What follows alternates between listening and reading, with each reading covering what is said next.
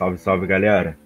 Esse é o primeiro episódio do nosso podcast da Startup, que é a Juventude da Igreja Batista em Porto da Madama. Eu me chamo Diego, sou um dos líderes lá desse projeto. E explicando mais ou menos aqui a ideia também, é um bate-papo, não é uma entrevista. É como se a gente saísse do culto e fosse lanchar para poder conversar sobre temas importantes e relevantes para as nossas vidas e para o nosso mundo também. Quem vai estar comigo hoje é o Iago. Iago, dá um salve aí. E aí, galera, beleza? E hoje também, como convidado no nosso primeiro episódio, temos o pastor Henrique, que é um dos professores lá também do Seminário Teológico Batista de Niterói. Um grande amigo meu, um cara assim fenomenal. O único problema dele é que é flamenguista, mas isso aí depois a gente conversa. Henrique, seja bem-vindo aí. Pode falar um pouquinho de você. Tá bom, rapaz. Obrigado aí. Valeu aí por ter citado o nosso Flamengo, né? A nação agradece. Bom estar com vocês aqui nesse bate-papo aí depois do culto, né? Comendo um hambúrguer aí, ou então saboreando uma pipoca, falando sobre Trindade, né? Falando sobre Pai, Filho, Espírito Santo, assim, nessa roda de amigos, né? Como você disse, eu estou lá no seminário já há algum tempo, Seminário Batista de Niterói. Sou membro lá da Igreja Batista Primeira, lá em Guapimirim, ali no pé da Serra de Teresópolis, para onde eu vou estar indo daqui a pouco, né? Os finais de semana estou sempre lá. E me batizei aí, né? Fui batizado aí na igreja de vocês, na Igreja da Madama, pelo pastor Ageu, em 1964, né? Então eu tinha 8 anos, estou com 65, mas guardo essas memórias afetivas aí desse tempo. Foi muito importante para mim crescer aí um pouco ouvindo o pastor Ageu, correndo por esses corredores aí, brincando aí com a turma, coisa de tanto tempo assim. E aí quero também parabenizar vocês pela iniciativa e por começar com um assunto assim tão relevante, importante e muitas vezes tão esquecido, né? Deixado de lado assim. Então, obrigado aí pelo convite.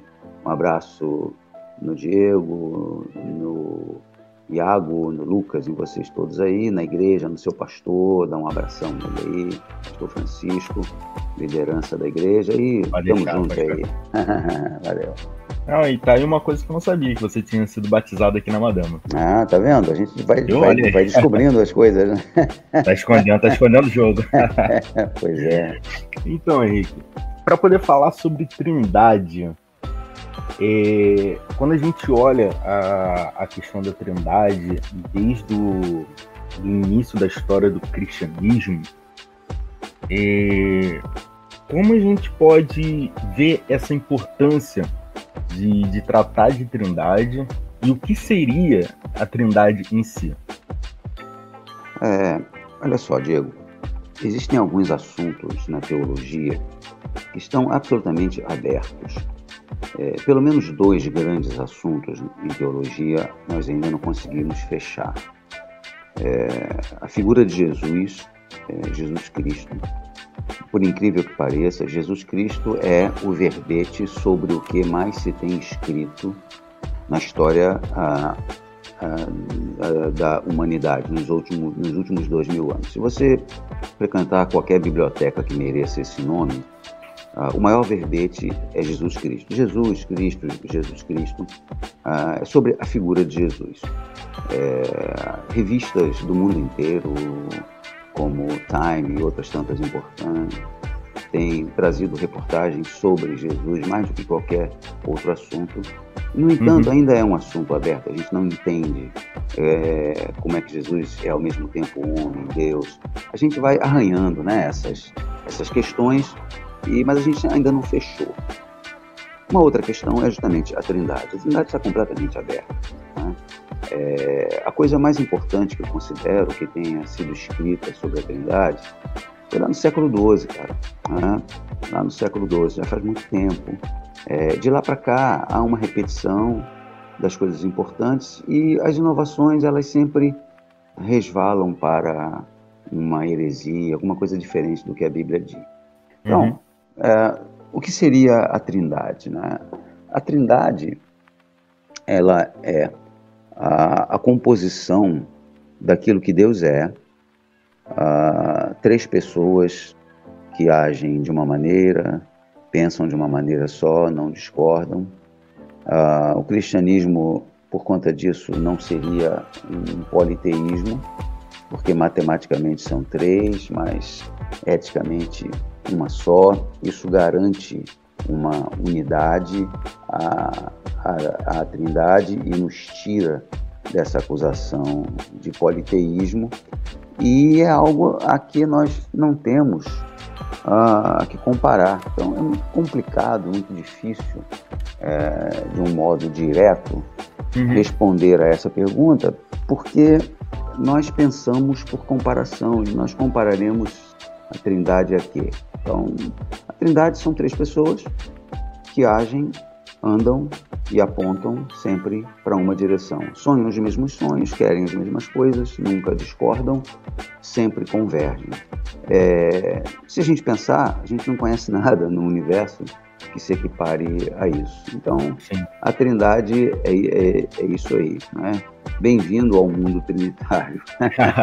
Então, basicamente, seriam três pessoas, de uma certa forma, diferentes, mas iguais por essência. Sim, eu não sei quantos aqui que estão nos ouvindo, né, já leram aquele livro do William Young, A Cabana. Esse é um livro muito interessante, embora ele contenha alguns equívocos sérios e parta de uma premissa, né, de um ponto de vista equivocado. Mas uma das virtudes desse livro, do Young nesse livro, é que ele conseguiu popularizar, ele conseguiu humanizar a Trindade e colocar ali, né, na figura daquelas três pessoas ali na cabana, na figura da cozinheira velhota e gorda, na figura do oriental, da oriental, né, a Sarayu, e depois na figura do jovem carpinteiro, a Trindade. Então a gente identifica muito fácil a Trindade com aquelas pessoas ali. Então, nota-se claramente por ali a diferença das três pessoas, não a diferença em si, mas a particularidade de cada uma delas. Eu acho que ele conseguiu, né, com méritos, fazer isso, e a gente consegue enxergar ali três pessoas diferentes, mas três pessoas que agem sempre numa mesma direção. Então isso seria a Trindade. Uma das figuras que eu penso que Jesus usou e tomou como referência à Trindade foi o casamento. Na verdade, Jesus repete uma palavra lá no começo de Gênesis, quando Deus diz assim: deixará o homem seu pai e sua mãe, se unirá a sua mulher, e serão dois, uma só carne. Jesus depois repete isso. O que significa isso? Eu e minha mulher somos duas pessoas, nós não somos uma. Ela tem um RG diferente do meu, ela tem características diferentes das minhas. No entanto, o projeto de Deus para o casamento é que no casamento os dois fossem um. Mas um como? Eticamente, né? Eu não tenho direito de ter sonhos diferentes dos da minha mulher, eu não tenho o direito de ter projetos individuais. Nós estamos casados, os nossos projetos têm que ser um só, e ela também em relação a mim. Então, o casamento é, assim, muito de longe, mas uma figura que nos mostra o que seria essa unidade, nessa diferença matemática. Duas pessoas, mas que convergem sempre para uma direção. Fora isso, o casamento seria um albergue. Seria um lugar onde você vai para você se abrigar da chuva, do sol e para você fazer suas refeições. Mas um lar é mais do que isso. Então, um lar é um lugar onde os sonhos, os projetos, os ideais são um só. Que é o que acontece no seio da Trindade. Três pessoas sempre andando, agindo numa mesma direção. Então, seria mais ou menos por aí, assim, grosso modo. É bem interessante essa analogia, que dá para poder a gente enxergar um pouco melhor como que seria a Trindade, no caso. Não só a funcionalidade dela, mas como se fosse a essência dela. E os três, por mais que tenham peculiaridades diferentes, características diferentes, mas os três, além da mesma essência, eles têm o mesmo pensamento, eles têm o mesmo propósito. Não é exatamente isso? Exatamente, porque são três pessoas. Não é? Não são três deuses, são três pessoas que, tendo a sua própria individualidade, eles convergem. Tem um ensaio muito legal, eu poderia deixar como recomendação. Foi escrito por um psicoterapeuta norte-americano, o Larry Crabb. Larry Crabb é um desses caras assim que eles transitam muito bem pela teologia, embora ele não tenha formação teológica. Mas ele tem alguns livros que são pancadas aí, né? O Silêncio de Adão é um deles, Inside Out, né? É um outro livro que ele escreveu fantástico, best-seller aqui no Brasil também. E ele escreveu um livro chamado Conexões, foi publicado, se eu não me engano, pela editora Vida. Esse livro está esgotado, mas você encontra facilmente na estante virtual. Não é figurinha carimbada, não, você acha fácil. E nesse livro, ele trata de como seria a Trindade antes do haja luz. Assim, como é que a Trindade vivia? Como era a vida da Trindade antes do espaço, do tempo e da matéria? Antes de qualquer coisa ser criada. E aí, é um ensaio, obviamente, né? É um insight que ele teve, uma percepção, é um metapensamento, né? Ele acaba indo longe, esticando uma corda por um espaço muito longo, mas é muito legal acompanhar esse livro, porque a gente vai percebendo assim, essa vida da Trindade só como a Trindade, sem nada mais como interação. Três pessoas que se amam, se curtem, se gostam, três pessoas que agem sempre uma em favor da outra e convivendo numa comunhão sem dobras, sem rusgas, sabe, sem nenhuma interferência. É muito legal. É como ele imagina a Trindade antes da criação do mundo. Foi uma coisa que me ajudou muito assim, a pensar nessa coisa da Trindade sem uma aplicação funcional. A gente sempre pensa na Trindade assim, a Trindade agindo em favor do homem, Deus falando, Deus trabalhando, Deus consertando. Mas não, a Trindade lá entre eles, na intimidade deles, na cozinha da casa deles, sabe? Todos com a porta fechada, ceando, de pijama, batendo papo, rindo, dando gargalhadas, se alegrando, se curtindo ali. Então é um livro que vale a pena ser conferido até por conta disso. Tá? Conexões de qual o autor mesmo? Larry. Larry é apelido de Lawrence, né? Larry Crabb, C-R-A-B-B. Larry Crabb. Poder deixar pesado aí, porque eu achei bem interessante. Eu vou procurar depois. Vale a pena. Muito legal. Ô, pastor, sobre essa questão da Trindade, a gente, pelo curso da história, tivemos alguns concílios, né? De Nicéia, de Constantinopla. E queria saber o que você pode dizer sobre eles, como procedeu. Legal. Quem está falando aí? É o Iago ou o Lucas? É o Iago. O Iago. Olha só. Os primeiros cristãos, né, nos primeiros séculos, eles lutavam com uma questão que hoje, olhando para trás, a gente consegue enxergar bem. E a gente poderia chamar da construção de uma teologia ortodoxa, não é? A construção de uma teologia que pudesse constituir um fio condutor do pensamento da igreja. Então, o primeiro grande concílio que a gente conhece na história, o concílio chamado ecumênico, né, que reuniu todos, ou assim, uma grande parte dos bispos da sua época, do começo do século IV, foi o concílio de Nicéia, né, que contou com a participação de 300 bispos, gente ali do norte da África, da Europa, da Ásia Menor, ali da Palestina, Síria, aquelas regiões ali, aquelas regiões em torno do mar Mediterrâneo, né? Esse concílio se deu na cidade de Nicéia, né, que fica lá perto de Constantinopla, e esse concílio foi reunido, convocado por Constantino, 325, para resolver uma questão que não era necessariamente uma questão sobre a Trindade, mas sobre uma das pessoas da Trindade, sobre Jesus, né?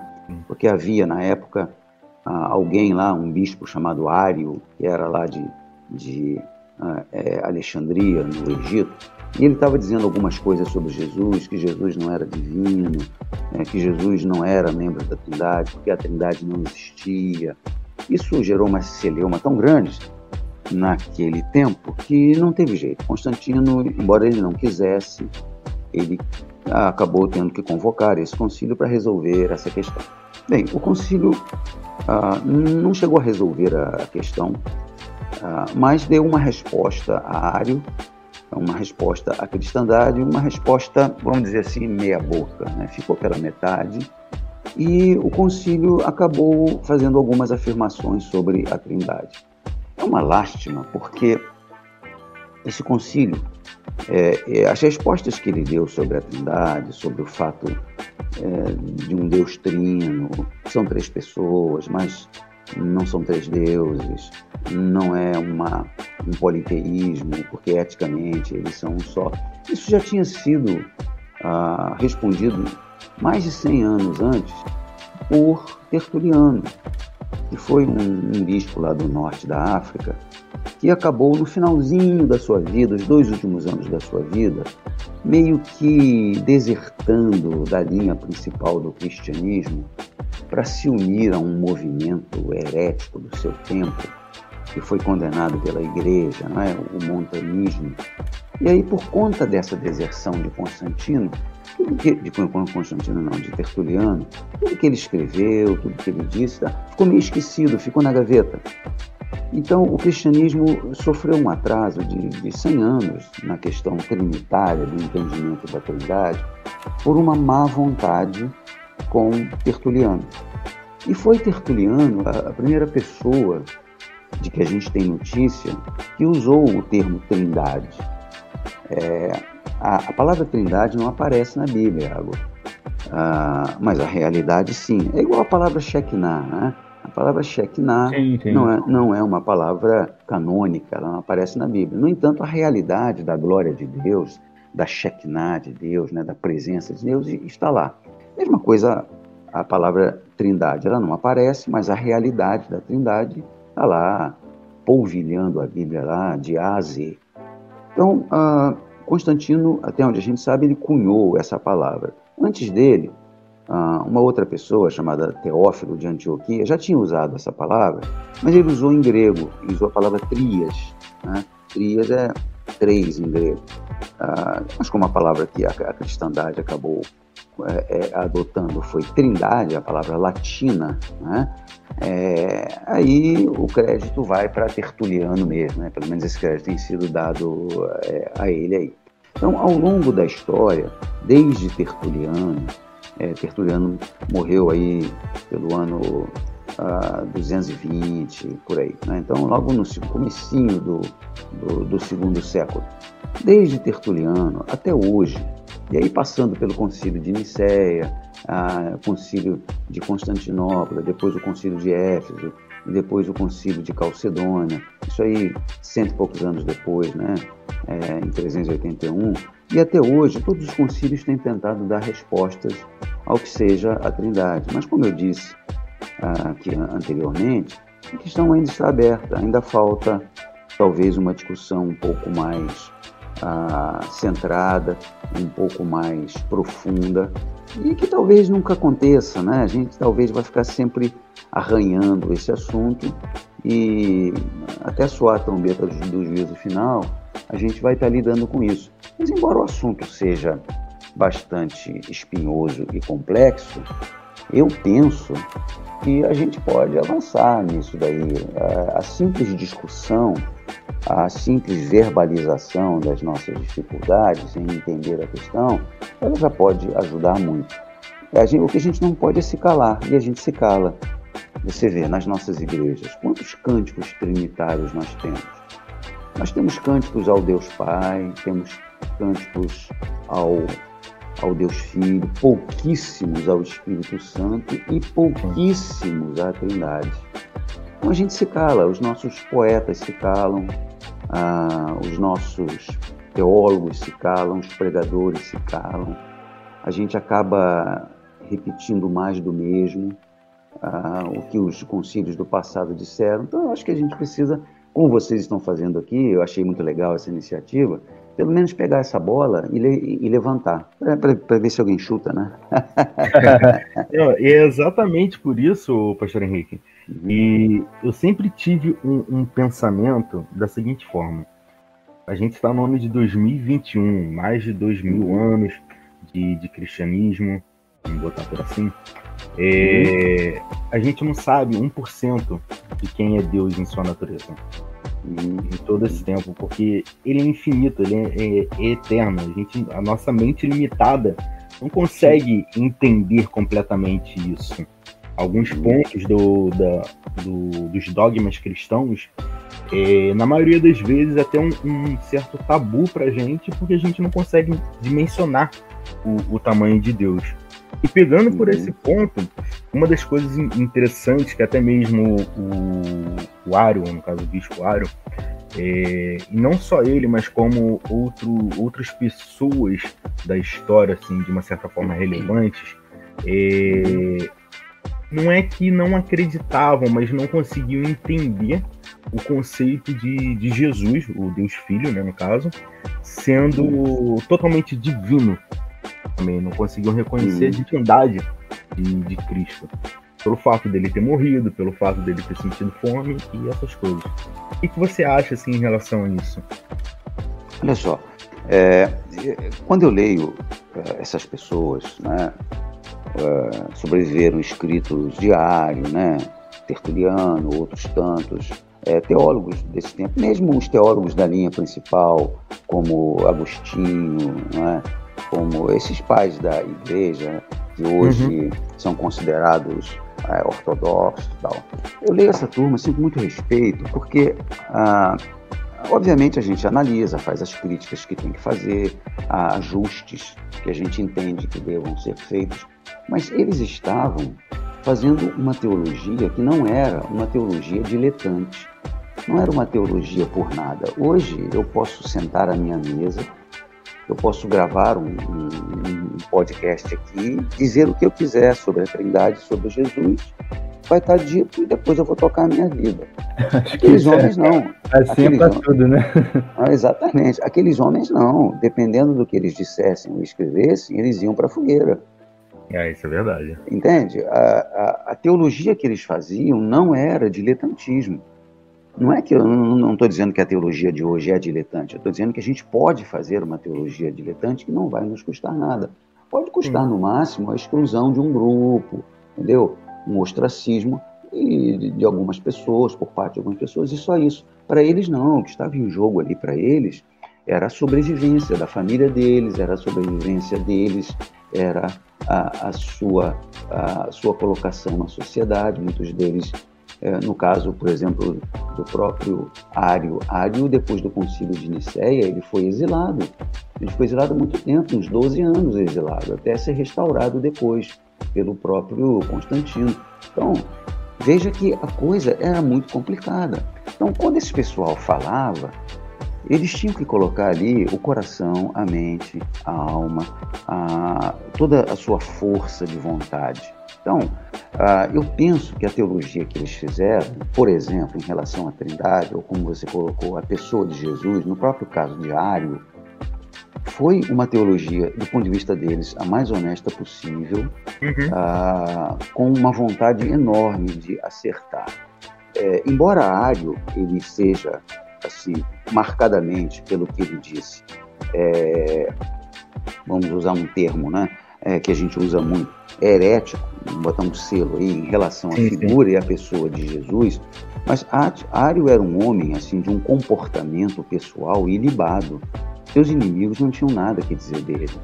Ário era um homem, ele não era um aproveitador, ele não era um passageiro no cristianismo para cuidar do seu enriquecimento pessoal, projeção, nada disso. Ário era um homem que amava as Escrituras e queria acertar, mas estava sinceramente equivocado em alguns assuntos. Então, esses temas, o Diego, eles eram muito caros a essas pessoas, e eles escreveram, ensinaram e viveram com uma devoção que talvez nós devêssemos tentar imitar ou reproduzir, chegar à questão, ao assunto com temor e tremor, né? Eu acho que Ário não entendeu direito a pessoa de Jesus, o fato dele ser homem e ao mesmo tempo ser Deus, e essa é uma questão complexa, não é uma questão simples. Isso é muito difícil. Como é que alguém pode ser 100% uma coisa e 100% outra? Na minha conta isso não fecha, né? Eu acho que ela pode ser meio a meio, 90% e 10% hoje. A minha conta para em 100, mas a de Deus não. Jesus assumiu uma natureza humana sem abandonar a sua natureza divina, e ele foi 100%, é 100% Deus e 100% homem. Como é que alguém entende isso? Então a gente precisa dar todos os descontos a essas pessoas do passado, porque nós hoje chegamos onde chegamos muito por causa deles, né? A gente até consegue analisar o que eles fizeram, ver os erros deles. Né? Exatamente. Né? Essas reuniões que eles tinham, eles tiveram, que se não fosse por isso, a visão que a gente tem hoje poderia ser muito diferente do que temos. Né? É verdade. E a gente também precisa entender assim, que muitas vezes na história do cristianismo, algo que foi considerado ortodoxo depois foi jogado no campo da heterodoxia, né? Foi heterodoxo, foi considerado herético, depois voltou novamente. O próprio Ário, rapaz, as pessoas não falam muito nisso, mas o que aconteceu com Ário foi curioso, porque Ário, ele morreu restaurado. Constantino deu uma ordem ao bispo de Alexandria para restaurar Ário, para aceitar as suas ideias e para trazê-lo novamente à comunhão, sem Ário ter mudado um minuto da sua posição. Isso a gente geralmente varre para debaixo do tapete. Mas o que aconteceu? No dia em que Ário, em Alexandria, ele estava se dirigindo para a igreja, para tomar a ceia, a comunhão, que chamavam de comunhão, né? Com a igreja novamente, para ser restaurado. No caminho, Ário passou mal, e morreu ali mesmo, sabe? Ele teve uma constipação lá intestinal, passou mal, morreu. E aí há duas versões da morte de Ário. Os inimigos de Ário, aqueles que não queriam restaurá-lo à igreja, dizem que ele morreu por um juízo de Deus, por um castigo de Deus. Mas os amigos de Ário dizem o contrário, que os inimigos de Ário o envenenaram. E como a gente conhece os inimigos de Ário, eu acho que eu fico mais com essa segunda opção. É mais viável, né?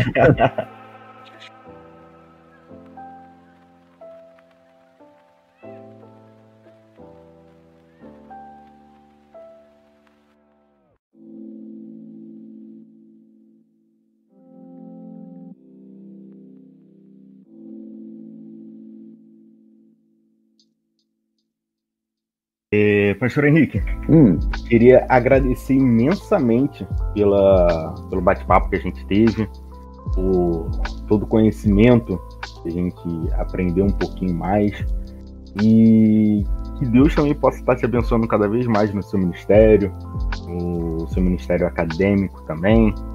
E hoje Eu sei que você é uma influência para muitas pessoas e que possa continuar sendo também cada vez mais para as novas gerações de teólogos, de cristãos que precisam ouvir, de certa forma, um verdadeiro evangelho.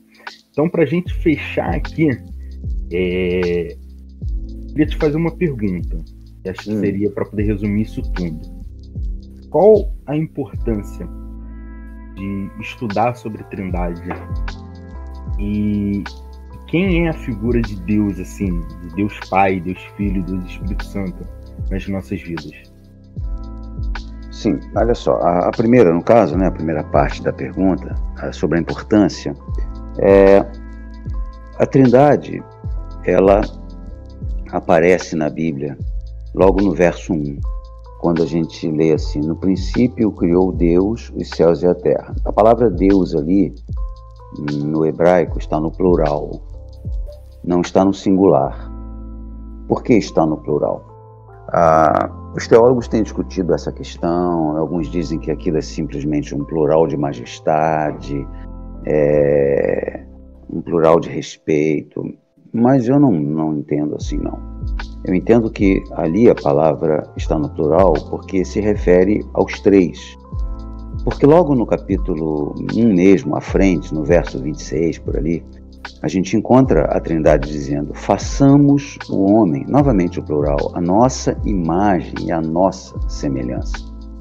Então Deus se manifesta, Ele se apresenta, Ele se revela logo no comecinho da história, do tempo, do espaço e da matéria, né, como um Deus trino, como um Deus que são três pessoas, matematicamente, mas eticamente uma pessoa só. Então é a Trindade agindo, é Deus trino, Deus trinitário agindo. Eu penso que a importância maior da Trindade para nós, seres humanos, seja a sua unidade, seja o seu companheirismo. Eles se completam, complementam, eles se curtem, eles nos deixam uma lição de convivência. Em João 17, quando Jesus está orando, ele diz assim: para que eles sejam um, como eu e tu, ó Pai, somos um. Então Jesus está falando com o Pai, são duas pessoas distintas ali, há uma oração, alguém falando com outro alguém, e o primeiro alguém está dizendo que eles são um só. Por quê? Porque eles são essa comunidade. Isso é um exemplo para nós. E o sonho de Jesus para a igreja, a eclesiologia de Jesus, era exatamente essa: que a igreja tivesse unidade como ele e o Pai tinham. Porque unidade é diferente de uniformidade, né? Uniformidade é ser igual por fora, unidade é ser igual por dentro. E é disso que Jesus falava. Então a importância da Trindade para nós, ela é assim imensurável nesse aspecto. Ela é o nosso sonho, o nosso referencial, o nosso lastro. Nós olhamos para ela e devemos desejar a unidade que existe na Trindade. A sua segunda questão que você coloca, assim, quem é Deus? O Pai, o Filho, o Espírito. Essas pessoas da Trindade, elas têm esses nomes por causa da economia da salvação. São nomes funcionais. O Pai é aquele que ficou administrando o processo da salvação. Jesus é aquele que foi inoculado no ventre de Maria por aquele que foi o Espírito Santo, que foi esse inoculador.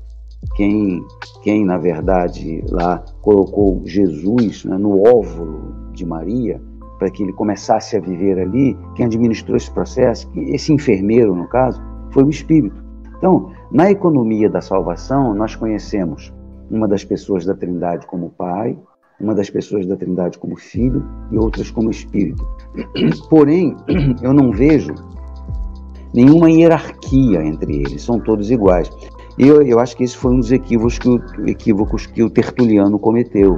Ele via uma hierarquia, como se o Pai estivesse acima e depois viesse o Filho e depois o Espírito Santo. Não, essa hierarquia ela existe simplesmente do ponto de vista funcional, não ontológico.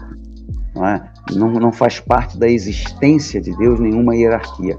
As três pessoas da Trindade são absolutamente iguais, idênticas. Não há nenhuma hierarquia, superioridade de uma sobre a outra. Isso aí, no caso, seria a economia da Trindade, né? Sim. Essa economia, esse modus operandi de Deus atuar na salvação. Só isso. Não há, na verdade, ninguém acima de ninguém na Trindade. Tanto que quando você lê o livro de Apocalipse, a pessoa da Trindade que aparece ali em preeminência, com riqueza de detalhes, é o Filho. O Pai é mencionado, o Espírito também, mas o Filho tem ali cor de cabelo, cor de roupa, a sua autoridade. Então, o Filho é superior ao Pai? Ele, não, em nenhum lugar, em nenhum momento. É apenas uma ênfase que é dada. Então, quando a gente dá uma ênfase, a gente tem a impressão que há uma hierarquia, mas não há hierarquia na Trindade. Todos são absolutamente iguais, em tudo. São pessoas diferentes, 1, 2, 3, você conta, mas com a ética idêntica, a mesma, objetivos iguais. Então, elas são iguais eticamente. Eu só quero assim, fechar essa minha palavra, Diego, lembrando de um filósofo do século XX, o Wittgenstein, um filósofo austríaco. Ele é considerado o filósofo da palavra. Ele diz uma coisa que eu acho muito curiosa. Ele diz assim: não existe, na verdade, nenhum grande problema na filosofia. Os problemas que existem na filosofia, eles são resultados da inadequacidade da linguagem humana. Então, nessa questão da Trindade, eu penso que isso se aplica muito bem. A questão de entender a Trindade é uma deficiência da minha linguagem, da sua linguagem, da nossa linguagem humana. Porque a nossa linguagem não encontra paralelos para descrever o que seja a Trindade. Então, nós esbarramos na linguagem para formar os nossos pensamentos, para explicar essa questão da Trindade que é única, absolutamente única. Então, se existe algum problema em relação à Trindade, esse problema está comigo. Esse problema está com o homem, de uma explicação. Eu acho que cai naquilo que Jesus disse uma vez para os seus amigos, né? Olha, isso vocês não podem entender agora. Um dia vocês vão entender, mas hoje ainda não é esse dia. Então, hoje não é o dia. Como disse Aragorn, né? Naquela última batalha lá diante de Sauron, um dia a gente vai morrer, um dia a gente vai tremer, mas hoje não é esse dia. Então, vamos partir, né? Então, hoje não é esse dia da gente entender. Vamos tocando com fé, que a gente um dia provavelmente entenda. Com certeza. Pastor, se eu quiser dizer mais alguma coisa que tocou seu coração sobre essa questão, né? O senhor pode ficar à vontade, que a gente está aqui sob seu comando. Quero agradecer a vocês aí a oportunidade, né, da gente conversar sobre isso e levantar essa bola, essas questões. E só lembrando, né, que as pessoas da Trindade, as três pessoas, elas têm uma igualdade absoluta e elas estão em vários lugares da Bíblia, elas aparecem. Você, quando lê Isaías 6, uma primeira impressão é que Isaías viu a figura do Pai, né? Mas em João 12, no verso 41, nós somos informados que Isaías viu Jesus lá. Jesus no Velho Testamento? Por que não? Né? Jesus é Deus desde sempre, atua desde sempre. E lá no Velho Testamento ele aparece assentado no trono, porque ele é Deus. Isaías viu a sua glória e o adorou. E era Jesus. Poderia ser o Espírito, poderia ser o Pai. Não há distinção entre eles. A Trindade é para nós um modelo. A Trindade é para nós uma inspiração. A Trindade é o início de tudo. A Trindade é a primeira comunidade que o universo conheceu. Desde antes do universo existir, a Trindade já era. Ela já estava lá. Ela é a comunidade absolutamente perfeita, que serve de modelo para nós, como igreja, como pessoas, nas nossas comunidades, nos nossos relacionamentos interpessoais, nos nossos contatos. Então, é importante a gente ter em mente isso aí, não é? Cantar a Trindade, louvar a Trindade, a gente celebrar a Trindade. Deus é um Deus trinitário, um Deus que é assim e que construiu o universo assim. Eu gosto muito do Adalto Lourenço, que é um cientista evangélico brasileiro, atualmente radicado nos Estados Unidos, e ele faz umas comparações interessantes com o número 3. Ele diz que todo o universo foi criado tendo por base o número 3. E ele dá uma série de exemplos muito curiosos, e ele termina dizendo: isso é por causa da Trindade. Por causa da Trindade.